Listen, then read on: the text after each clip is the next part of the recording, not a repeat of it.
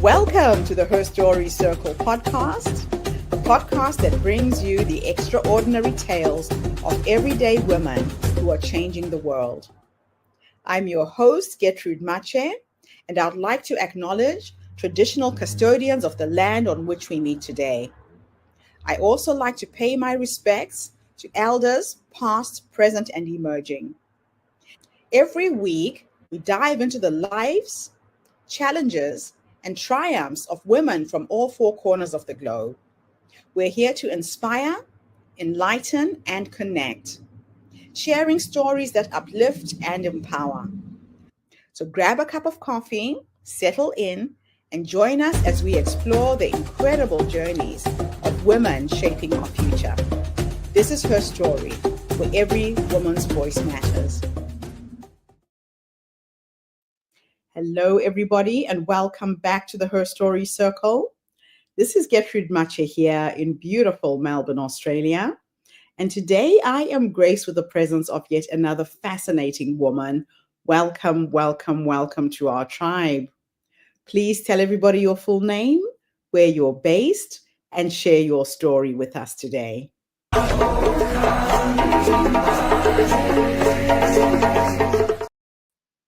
Hi everybody, hi Gertrude. I'm Lucy Herron and I'm based in Sevenoaks in Kent in England.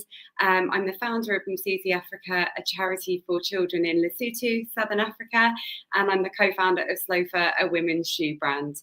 I always think I don't really know where to start. I think all of the standard bits. I'm married, I have two kids, a boy who's 8 and a little girl who's 6. I have a dog called Flash. I've never particularly wanted a dog. I wanted a rabbit. And here we are with a dog. He's one. I think he's the biggest challenge in my life at the moment. He's not trained. He doesn't listen. Having a husband and 2 kids are far, far easier. My story today is, I think, as kind of cheesy as it sounds. It's a life of giving, is a life that's given me personally the biggest rewards. I feel like it's something that I've always done, and I know that in every conversation, people kind of say, what was your pivotal moment? My mum is a nurse. She is thankfully still with us. She brought me up alone in a council flat in a part of London which wasn't very nice at the time, but by the time I was about 15 or 16, it was an area that everyone started kind of clamoring to live in because it was up and coming and it was becoming sort of gentrified and quite cool to live there. And I just laughed because I remember when living there really wasn't that great at all. I went to the local primary school. I remember the hospice where my mum worked was at the top of the road where I went to school. And so I spent quite a lot of my early years there, really, I guess, just kind of for childcare because my mum was working. And so I would kind of pop in and meet her sometimes at the end of my school day. And I remember being really little and just kind of wearing like a little nurse's apron, and she'd say, like, go and take a glass of water to that lady there in that bed, or, you know, to that gentleman. And she always just kind of taught me just little things like, go to someone's house, you don't show up empty-handed, you offer to help, you're generous, you take things, you just, so I just kind of grew up like that. And so this is where I don't have that kind of pivotal moment where everything was okay and then suddenly I realized kind of what I was here to do. I think I have those sort of pivotal moments where a situation comes up and it's how I choose to respond. So I went through my early years, everything was great, everything was fine. I went to boarding school when I was 11 because obviously I mentioned I didn't live in the most amazing part of London, and my mum just thought that there were better opportunities for me kind of elsewhere. So I went to boarding school. I think the short version is didn't love it. You know, it was it gave me a lot of opportunities, and it has shaped my life in terms of the opportunities it gave me. I'm very confident I will say yes to everything unless I really don't want to do it. But it was very competitive. It was very, very competitive. So you had to be a talker. You had to kind of push to get ahead. It was a bit of a sort of Hunger Games type vibe. You constantly had to push yourself forward.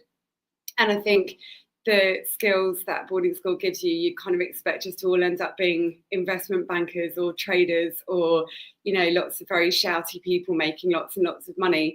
And look, that's the path that some people go down. I got through school, always kind of felt like there was more, because although I had lots of opportunities, you're still effectively on the same campus for weeks and weeks and weeks at a time.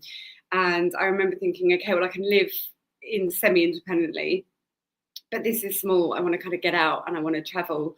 And so I went to university, and again, don't feel like I've often made the best decisions in terms of like academics and stuff. And I didn't enjoy my degree, but I made a whole lot of amazing friends. And I decided that I wanted to just kind of do nice things for people. Kind of, my mum is quite a big impact. She's had a big impact on my life and sort of how I am.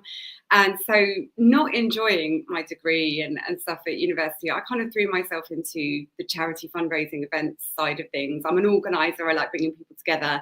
I had that confidence from boarding school. And then when I left, I sort of combined everything. I wanted to travel. I wanted to kind of get out and spread my wings. And my poor mum, I just left at the first available opportunity, travelled the world. I came back to the UK and I worked in fundraising events. And I loved that. I loved knowing that I was kind of bringing people together, doing what I wanted to do. I was really good at my job. I was helping raise a lot of money for charity. But I'm also really competitive, which is another throwback to boarding school, just trying to get ahead. And I realised that if I started doing more sort of corporate fundraising, I would raise more money, and more money does more good. So I carried on, happy in my career. And then I realised I was sitting there at lunch one day at a small charity that I was working at, and there was a massive map of Africa, of the continent, across from me. And I remember looking at it thinking, it is so big to have never, ever been. And because I kind of don't do anything by halves, by the end of that week, I'd booked a trip on a truck around 13 countries and handed in my notice. And then I thought, oh God, what have I done? I think I was 25, and I was like, I can't go traveling again. I can't go on another, we call them in the UK, we call them gap years. And I didn't want to become a gap year sort of a person that kind of doesn't need to work and just works to travel, because there are all sorts of kind of negative connotations with that as well. Didn't want to be a gap year. So I thought, okay, I'm going to try and kind of merge everything. So I went to Africa. I traveled through 13 countries, absolutely loved it. Just felt something instantly kind of get under my skin. But I went to volunteer at an orphanage and met the most gorgeous kids. I wasn't quite sure what to expect, because I think in the UK, there's a lot of misery marketing and poverty porn when it comes to Africa. And I knew better than that. I knew that I was just going to kind of help look after some kids. Kids are kind of the same anywhere, right? They're little, they're innocent, they're vulnerable. You need to just look after them and try and give them, the best. So I thought, well, I'll just rock up and play with these kids and we'll just have fun. And I knew there would be challenges, but turned up, and after 3 days, these gorgeous kids, but I was eating the same food as them. And I remember feeling really sluggish and just kind of like, God, everything's very carbohydrate heavy. They didn't have fruit, they didn't have vegetables, they didn't have milk, they didn't have eggs, all the good, nutritious stuff. And I remember thinking, I bet all my friends would love to help these kids. They're amazing. So I got £2,000 together from just emailing. This was like before social media. Bought the kids some food and really saw a very instant impact. And then I kind of thought, well, I have to keep going now. And I want to keep going, because why we can't stop this now.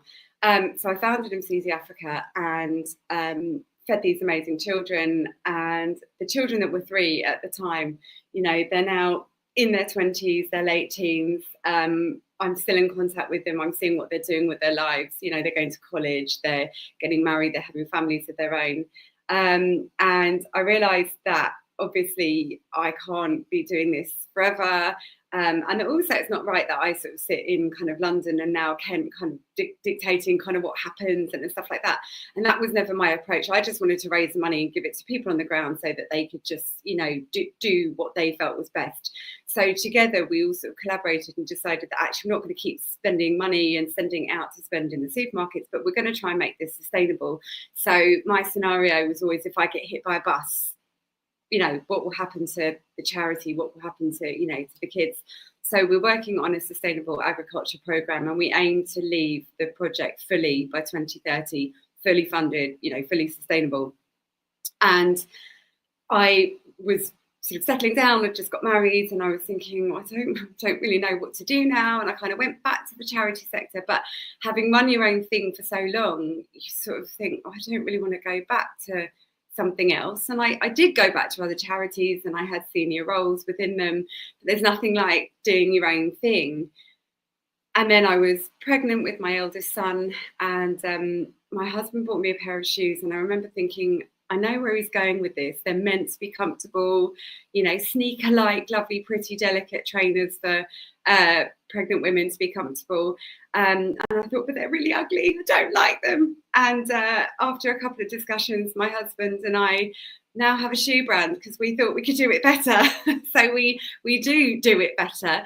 But it was quite a pull for me to kind of go from doing good to being like, oh, I have a shoe brand, and I'm not that kind of fancy person. So I kind of realized quite quickly it wasn't going to be a shoe brand because I'm a shoe and handbag type girl. I realized that I could apply all the same principles and effectively have a for-profit shoe brand that has big social impact. So we still donate to charity for some of the SKUs that we sell. We pay our artisans fairly. I just don't buy into the whole I've got to provide shoes because they're cost of living crisis. If I don't pay my staff, I their cost of living crisis. We are raising at the moment, and what I want to be able to do is to continue that ethos, and I want to use more women who kind of struggle to get full-time jobs because of the cost of childcare, and I want to involve refugees as well in the fulfillment process. So as we grow, kind of our giving grows as well. So that's where I am. My sort of very roundabout, suck it and see, and then where I am story. What an amazing story. Now, you have done so much in your life. And my first question is, how do you define, what is your definition of success change from what you chased in your 20s to what you live by now? Sometimes I look back at my 20s and I just think, oh God, it was just so fun and uncomplicated. But I think honestly, in my 20s and 30s, I viewed my life as kind of pre-Africa, post-Africa. And again, it sounds like a massive cliche, but I feel like my early 20s, I guess, were quite frivolous and vacuous, like a lot of early 20s, not all of them.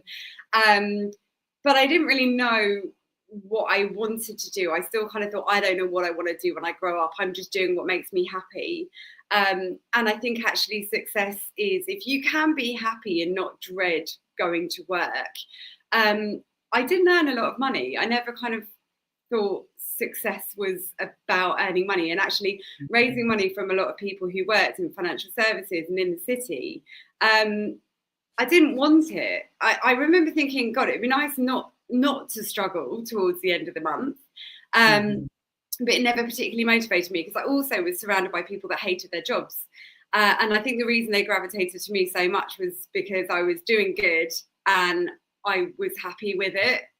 So for me, I think that's success. It's being able to provide for yourself to the extent that you have what you need, and that you don't get the Sunday night dread going back to work the next morning. I like that.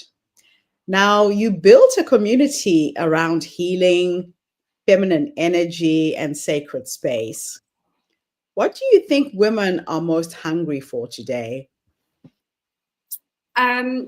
Yeah, I moved into that because I kind of felt like the women that were around me were sort of like me. I think as you get older, so you do your frivolous bit in your 20s and maybe early 30s, and then you sort of realise that the women who are held up to you see them all over social media. I'm like, they're nothing like me. I'm 44. I don't really want to hear from a 21-year-old about 21-year-old stuff. And again, it's not to say that there aren't people of all sorts of different ages with valuable experiences, but I just kind of felt like social media and stuff, it was kind of like it was showcasing the wrong people. I'd love to hear from early 20 something women who are activists or campaigners, but it's kind of like everywhere you went, it was just kind of what they were wearing and what makeup they were putting on. And again, I kind of wasn't ever really interested in that. And so I have managed to kind of find my tribe. So I have a shoe brand. Don't talk about shoes all the time. Yes.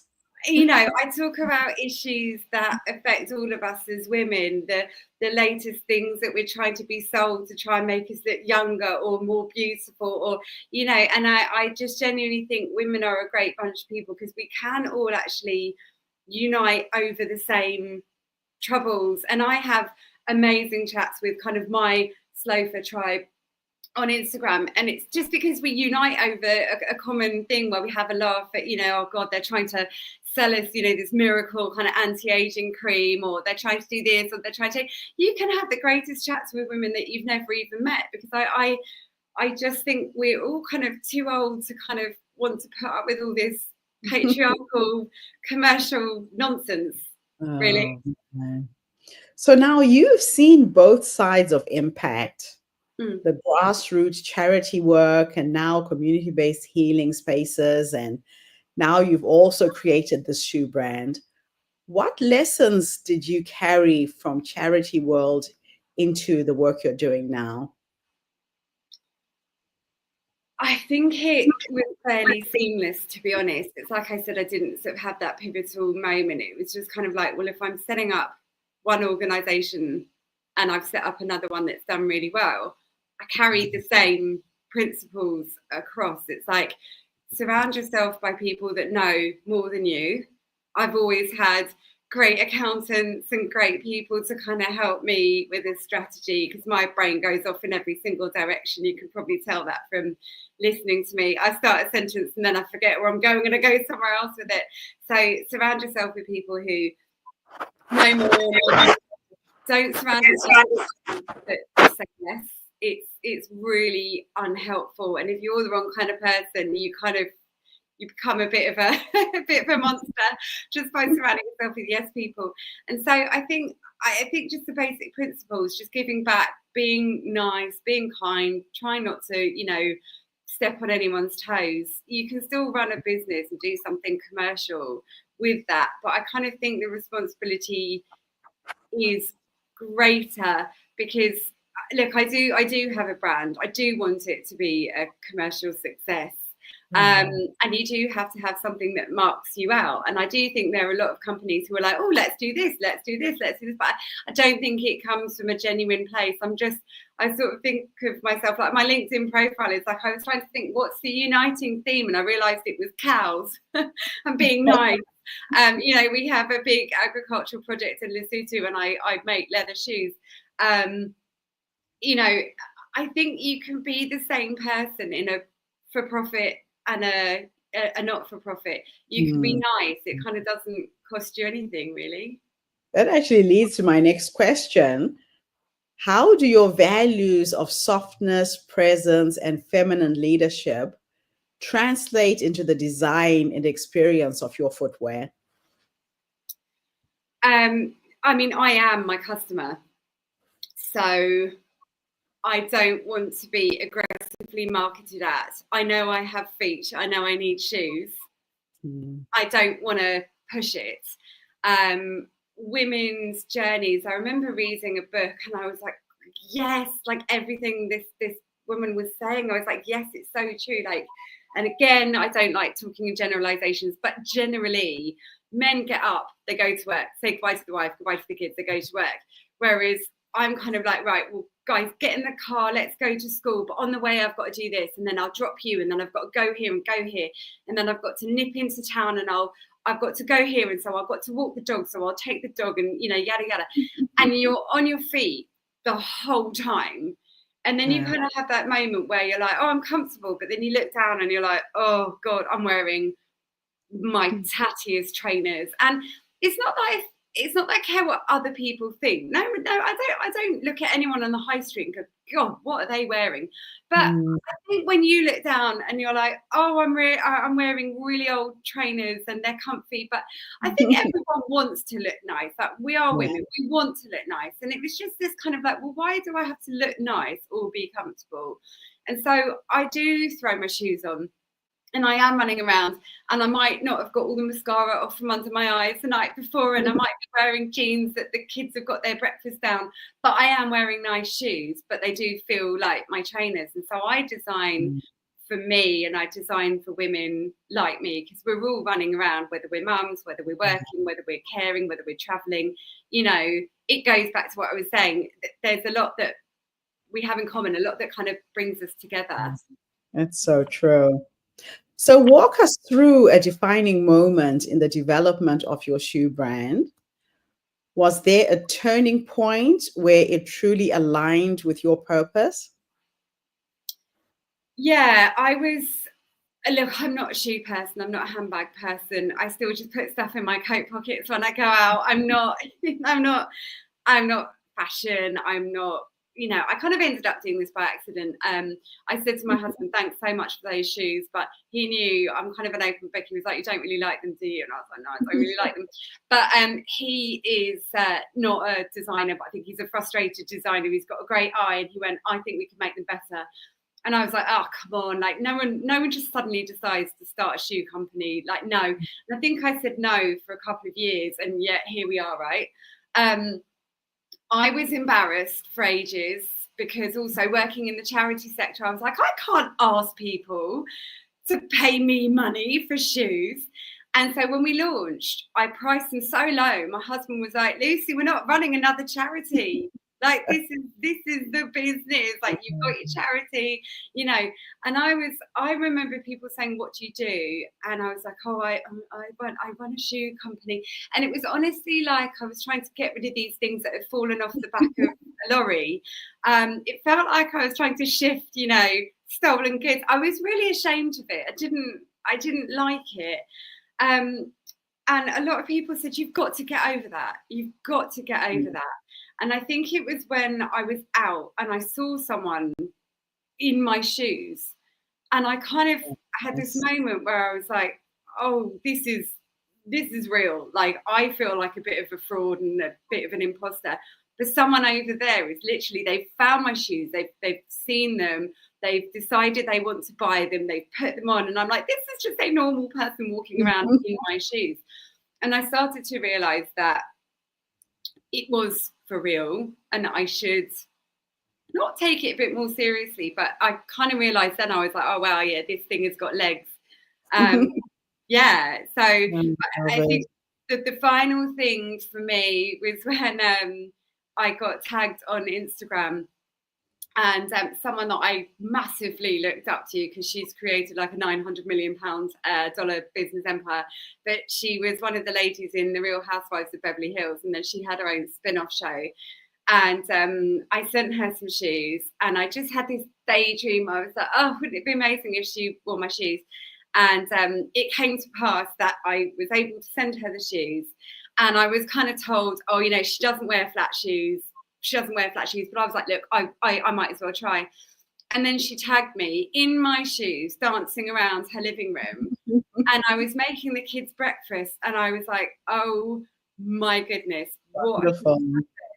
And I typed back like, thank you, thank you, thank you. And I could see the 3 dots, and she was typing back, and I was like, this is the most surreal moment of my life. And I was still making breakfast, and I was like, you know what? This is a big thing, but this is probably also how every other woman in business feels. Yes. Wow, this is just so much bigger than I ever thought. And if it can happen for them, why couldn't it happen to me? And I guess I started to realize then that maybe this was a thing. Something else. So, how does your brand respond to themes of sustainability, conscious consumption, or social impact in the fashion industry? I mean, again, like I think it kind of helps. I'm not a fashion person. I don't really care what's in season. I know what I like, and we have an amazing group of women. We kind of consult with them. So, like on our Instagram page, it's like, oh, look at this, and then I get loads of people going, oh, I love that, and then I also get loads of people who say, oh, I'd love to see that bit in green, or something like that. So I think it's kind of like involving people in the process. But I think a lot of people think, oh, I must be like heavily into trying to work out what's coming up next, what are the trends, like, and people say, oh, do you read the fashion press, do you go to fashion shows? And I'm like, God, no, I'm just at home and walking the dog and doing the school run. But I know I've got a good eye, I know what looks good together. So in terms of the looks of the shoe, I will always just be design led, not trend led. And I think when you're not trend led, you don't have to chuck out or go on sale. We didn't want to do that. We make beautiful shoes. They'll be on our website until they sell out. And with the sustainability side, it's just kind of not being wasteful. It's just realizing that, so much goes to landfill, and I didn't want to contribute to that. And so I think it's just kind of like designing with purpose. And also we do have a relatively high price point, and that's because we pay people fairly. We don't have kind of economies of scale. So if I order 100 pairs of shoes, I pay people to make 100 pairs of shoes. If I order 1,000, I pay them to make 1,000, because it's 10 times more work. It's, and so I think if you pay more for something, you value it. Like I love jumpers, I love knitwear. And if I've spent maybe 30, 40 pounds on a jumper, I'll throw it over a chair. But if I've spent 200 pounds on a cashmere cardigan, I will wrap that baby up so it doesn't get moth-eaten, and I'll put it away and I'll treat it like a baby. So I think you kind of get what you pay for, and if you treat something better, it lasts longer, and then you're not contributing to this whole sort of fast fashion cycle. Yeah. The fast fashion cycle really has to change. Now, your shoes aren't just products. They carry a message. What do you hope someone feels or remembers when they slip into a pair of your shoes? When I put mine on, I kind of feel like, oh, I'm done. I feel good. These shoes look great. I feel comfy. I look good. And like, it sounds like it's a play on words. It does put a little spring in your step. And I kind of feel like when women buy our shoes and they'll message me and they'll say, oh, I feel really good now. I feel good. I've treated myself. It's my birthday, or, I've just got a new job. I want women to kind of feel like they're worth it and they're worthy and they deserve something nice.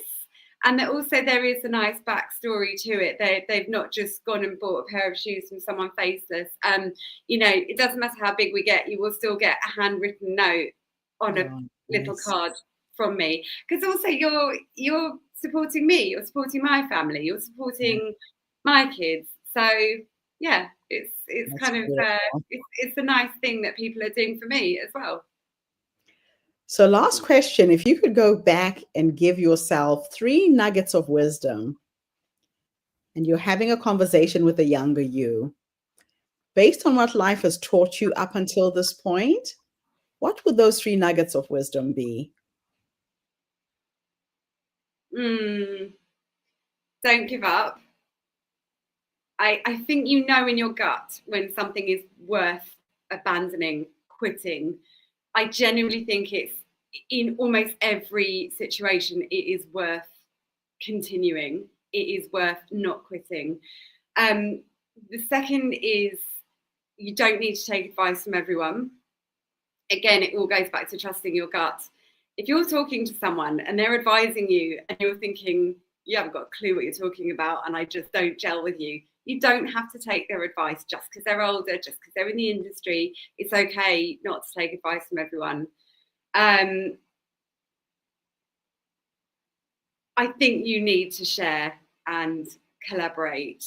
I think it's good for your own sanity as well. Like if you collaborate, people will collaborate. You know, they will share back. If you help, they help. But I think also there's nothing worse than that feeling of like, well, I've got no one around me. I've got no one to ask. I don't know. And I think the more kind of insular you are, oh, I can't talk about my shoes because someone might copy me, or someone might do this, or someone might do this. It's like someone is always going to, you know, do what they want to do. I just think if you are just open and if you just share, obviously not to the extent where you're going to damage your own business, you've got to keep some things under wraps. It just creates a nicer atmosphere. And it just feels more kind and kind of more chilled and easygoing. That the more you share, the more you give back. You don't lose anything. That's really good. Well, Lucy, thank you so much for coming online and sharing your story with us today. Thank you. Absolutely inspiring the way you have transformed your life. You've started a new business and constantly remembering to give back. This is absolutely amazing. Thank you. Thank you very much. And thank you to everybody who tuned in today. The Her Story Circle is not just a podcast.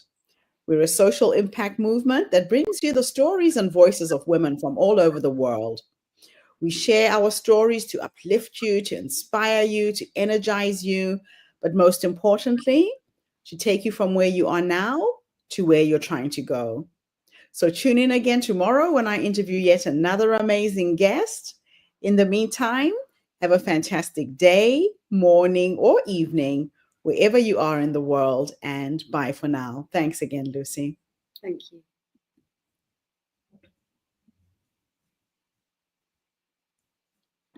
Thank you for tuning into the Her Story Circle podcast. I hope today's story has inspired you to believe in the power of our stories and the difference you can make in the world when you use your voice. I'm Gertrude Mache, and it's been an honor to share this space with you, where voices from all walks of life come together to weave a rich tapestry of diverse perspectives. Don't forget to subscribe, rate, and review our podcast to help us share these stories with more listeners. Follow us on social media by looking for the Her Story Circle podcast for more updates. And join us tomorrow for another episode filled with courage, resilience, and empowerment. Remember, your story matters, and together we're building a stronger, more inclusive world.